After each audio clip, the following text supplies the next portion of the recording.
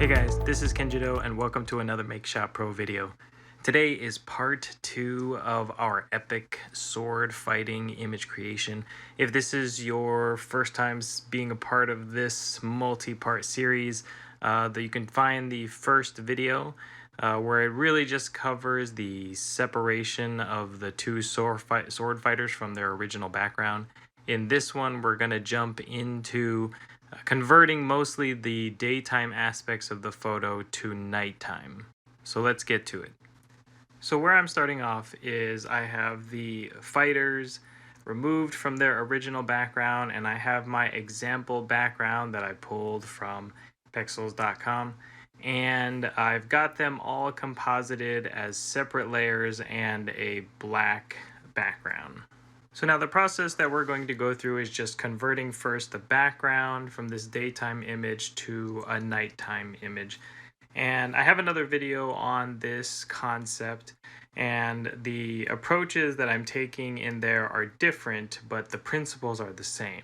Really what we're trying to do is just decrease the luminance, decrease the saturation, and then add like a blue color cast. So I'm starting off selecting the background layer and then using levels. And as typical for just decreasing in a more subtle fashion, I only drag the middle slider, and dragging to the right has the effect of decreasing the overall luminance of the mid-tones.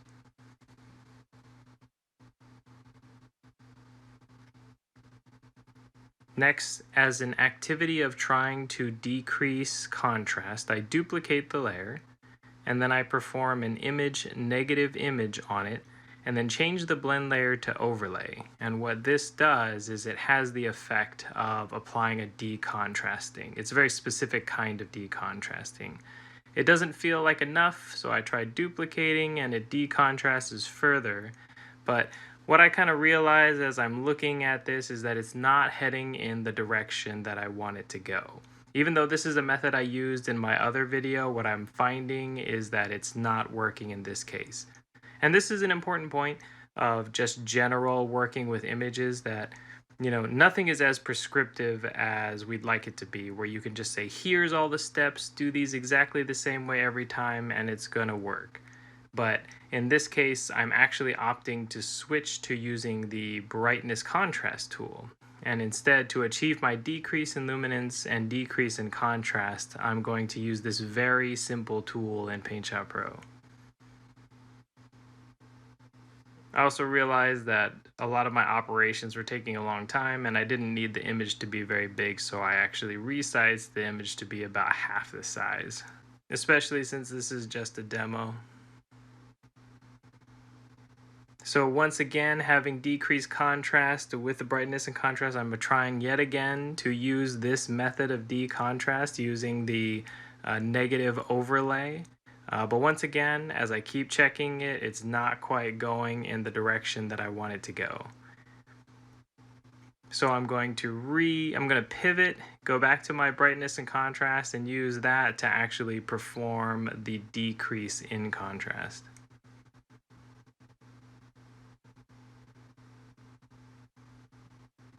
So now that I've kind of decreased the luminance, decreased the contrast, I'm going to create a new layer, and then I'm going to colorize it. So this is that, like I said in my principles, the blue sort of overlay or color cast that is characteristic of nighttime images. But I'm realizing it's also still too bright, so I'm going to once again bring out the brightness and contrast and do slightly more dramatic effect on this one. And then to blend it, I'm going to just decrease the opacity of the layer. And now when I'm looking at it, I feel much better about this sort of nighttime rendering of our daytime image. One thing to note, which I didn't mention earlier, is I kept a copy of the original daytime image at the very bottom. And this is going to be key for when we need to apply a mask to allow the light to come through to create sort of our simulated lighting. And so now I'm just going to create a layer group to help organize all these many layers that make up our background image. And we have and we have successfully completed the conversion of the background from daytime to nighttime. So next is just the portion where I erase the sky and essentially allow that black background to come through. In the very final composition, the sky isn't involved, so we'll just kind of skip this part. So now what I want to do, now that I have the general idea of the lighting being darkened, I'd like to darken the corners by adding a vignette. And the way I like to do this is I have a material that's really just a gradient from black faded to transparent. And I apply that in a circular fashion. But what I noticed is when I applied it, some of it was being applied to the black border, which is not really where I wanted it to go. So I'm going to use the crop tool to crop the image to the dimensions that I want, and then reapply that vignette fill pattern using the flood fill tool.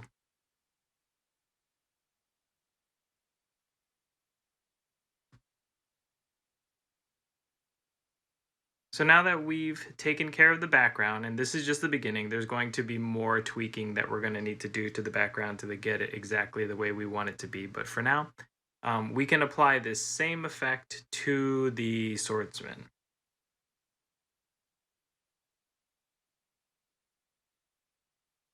So I've duplicated the original image and we're focusing on the quote unquote defender, the one that's kneeling in this case, but applying the same type of decrease in luminance and contrast, just simply using the brightness contrast tool. And part of the reason for continuing to use this tool is consistency, consistency with the background. And so what you'll see is I'm just tweaking these parameters until it's about as close as possible to matching the luminance and contrast of the background. So the background is now my reference for modifying these two fighting figures.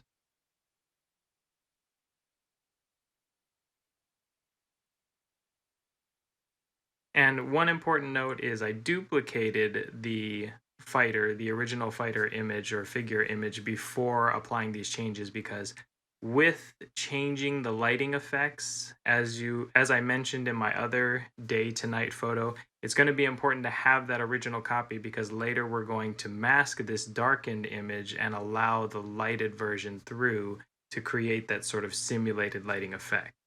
So same thing with the attacking figure. We needed to duplicate and now apply the same decontrast and reduced luminance effects. And then now once again to apply the same kind of color cast, creating a new layer on top of each of the figures, giving it that same color hue, and then decreasing the opacity so that some of the original color can blend through.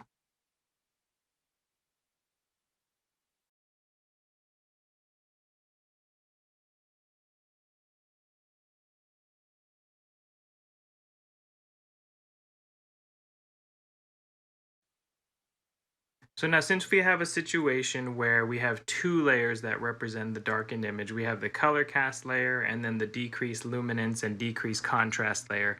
We need to merge them, and then we're going to combine those into a mask layer. And it's in that mask layer that we're going to then begin to quote unquote erase or allow the lighted figure to show through to represent the alternative lighting scheme that we're going to apply. And the idea behind this alternative lighting scheme is that the swords of each of the figures is going to be the new light source.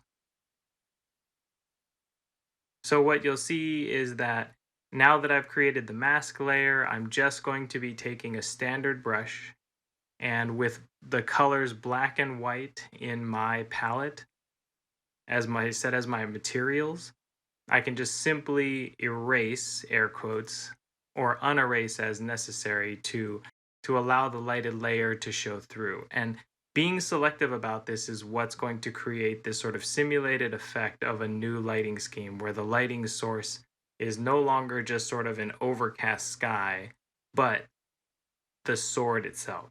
And this is kind of an important point with reference to general image selection. So when I picked the original image of these two men sword fighting, um, it worked out that the lighting was very soft and diffused. If the lighting was very harsh and, say, contrary to the notion of the swords being the source of light, this image would be much more difficult, if not impossible, to try to simulate this sort of different lighting scheme. But because of the fact that the lighting schemes are at least somewhat, related, or, at least they're not in direct conflict with each other, that this type of method of, slightly changing the lighting scheme is at least possible.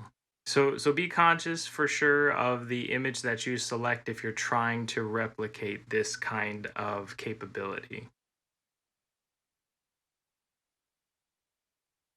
Now, the other part, which this is probably more maybe the you know art, some would say maybe the artistic aspect, but I would say this is a little bit more of the more technical aspect, that you really kind of have to imagine and consider geometry as you're doing all of this painting, right? Like, so you have to kind of imagine that if your sword is glowing, for example, in this case, what parts of the jumping or the attacking figure's body would be lit up brighter than the rest, and which parts would be a lot darker.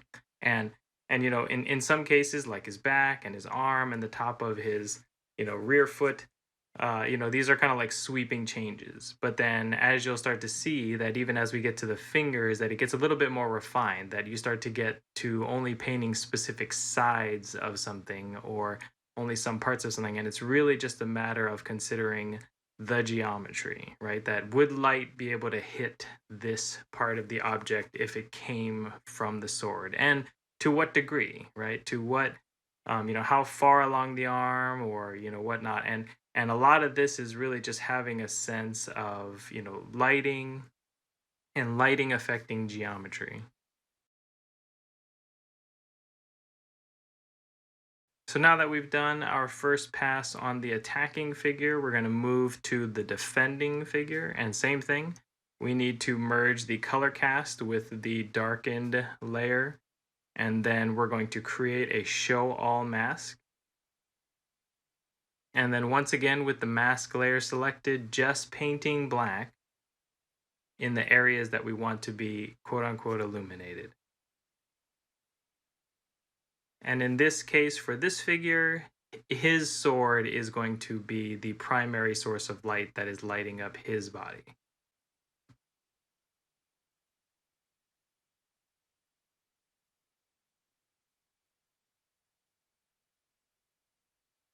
Note that in some cases, for some geometry, this might just be a halo, whereas in other cases, it's, more so a full illumination of the surface of that part of his body. So, like in this case, trying to light up only the sides of the fingers.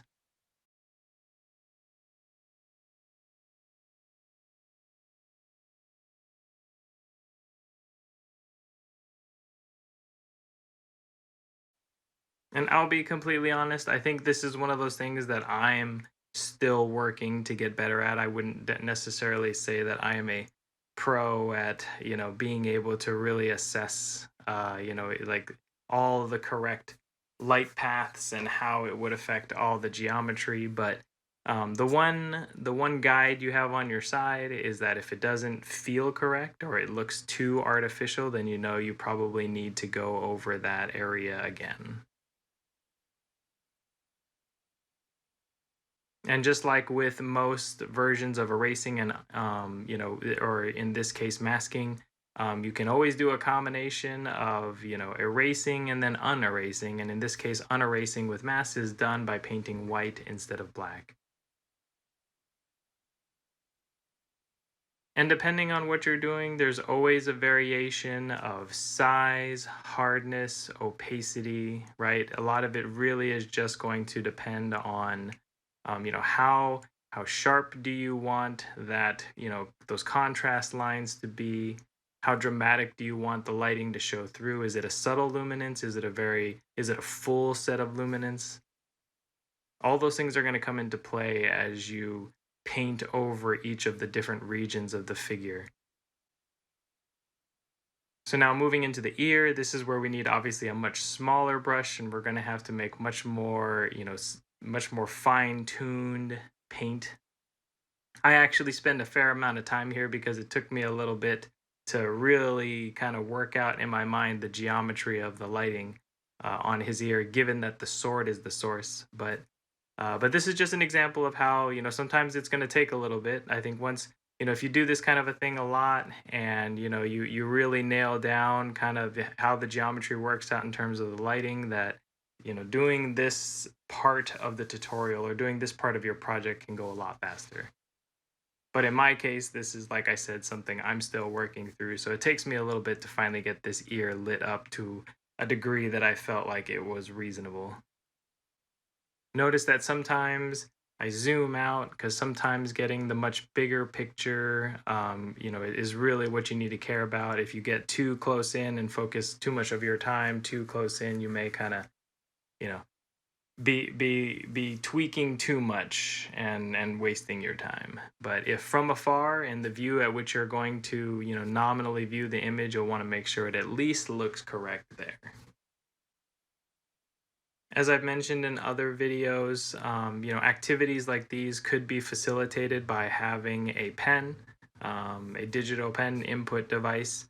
I am so used to using the mouse for most of these kinds of things that I don't use a pen. But if you find that you are very good at precision painting and drawing with an input device such as a pen, then that's what would be recommended at this stage. All right, so having zoomed out and looking at sort of where we are at this stage, what you can see is we've darkened the image. We've created a set of simulated lighting, assuming that each of the attacking and defending figures' swords are the light source. And we're ready to start adding the cool special effects with the particle shop, which is like the flame and the blue or, shield type of effect or whatnot. But we're going to cover that in greater detail in part 3. So that's it for this one. Look for the upcoming videos. There's probably going to be a part 3 and a part 4 for this.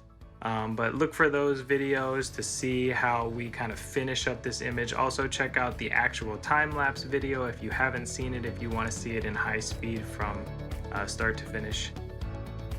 And as always, if you have any questions or would like to leave a suggestion, feel free to leave a comment. If you'd like to get updates of the next videos or whenever I post new content, feel free to click the subscribe button. And if you'd like to support me and the channel, check out my Patreon page, which is at the link on the TV, and I'll see you guys next time.